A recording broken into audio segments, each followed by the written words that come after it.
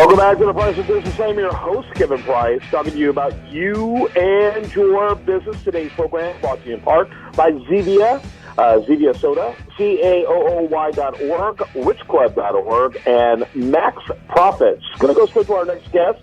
Great story that we've been covering for several weeks. Actually, it's kind of a traumatic story. It appears that it's working out fine, but it seemed pretty ugly during the process. Jeremy Alcede is our guest, and he's with Tactical Firearms, which is an awesome gun seller here in the west of Houston in Katy. And Jeremy, welcome back to the program. How are you?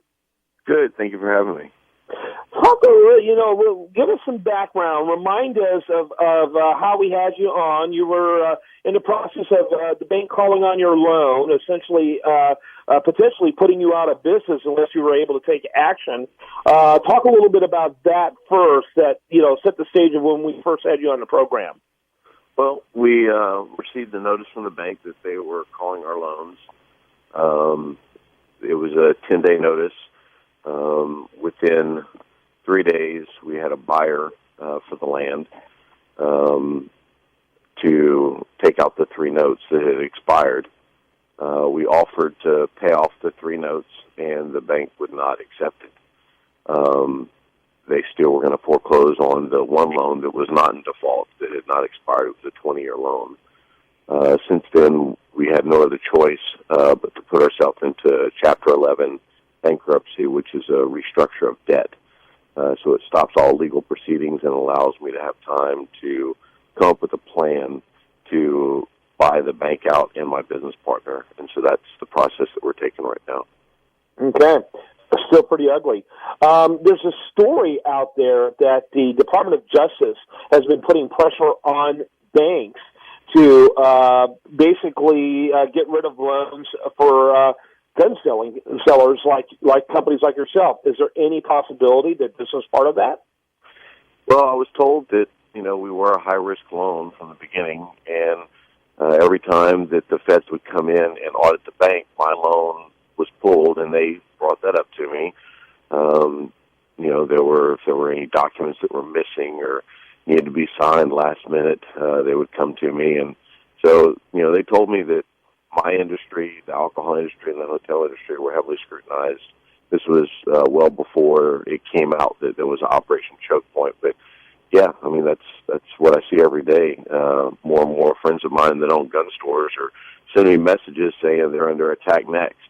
So, it's obviously a behind-the-scenes thing. They're not going to come out and they're going to say, oh, well, this is our agenda. But it's easy to see that it's happening everywhere. Yeah, absolutely. It's incredible. So, what's your plan going forward?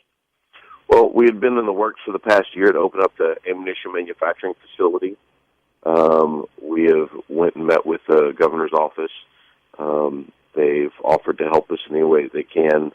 We're looking for land right now. We were looking at the BAE Systems facility in Sealy. Not sure if that's still available. It's kind of a messy situation.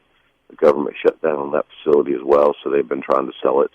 So we're looking for land, too. We should be having an investors' dinner within the next few weeks to a month. There's a lot of interest for people to come on board to a very lucrative industry, and that would also take out the bank and my business partner. Yeah, I imagine that you're trying to figure out whatever you do going forward doesn't include banks. Right. You nailed that one. You didn't have to be. I didn't have to be a psychologist or a rocket scientist to put those two and twos together. Right. There are I think it's tragic. I appreciate that you guys help people stay free. Forget about the ability to hunt, our freedoms, our liberties itself. There's a 10 Bill of Rights, but only one of them can be protected by individuals, and that's the Second Amendment. And so I appreciate your continued work in that effort. I hope you can give us updates as you find a facility. What is your plan? How long will it take you to get out of bankruptcy? We're supposed to have a plan finalized by the end of October. I just want to clarify, there are some banks that we are talking to that actually have kahunas enough to stand up to the government. They are going to be most likely a local bank. Not everybody's scared of the government. So, we're anxious to see what they have to bring to the table. We are looking mainly at investors, but, we are entertaining the fact of banks. But yeah, I'm hoping by October, at the end of October, we will have the plan finalized. Well, I hope the best. I hope you can find banks that are willing to be courageous and that are willing to not submit to the kind of pressures that I think the feds are doing.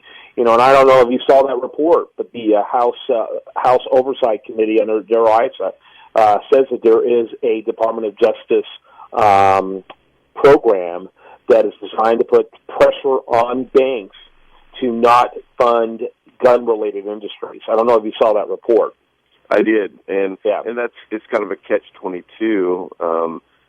They're saying because this is an ammunition manufacturing facility, that it doesn't pertain to the quote-unquote guns deal. So I don't get it. The whole thing is a joke to me. Well, I appreciate you very much. Thanks for being with us, and keep up the good fight. Your website before I let you go. TacticalFirearms.us. Thanks so much. All right, when we come back, much more for you, and do want to remind you best content here can be found over there at usdailyreview.com. You're listening to The Price of Business.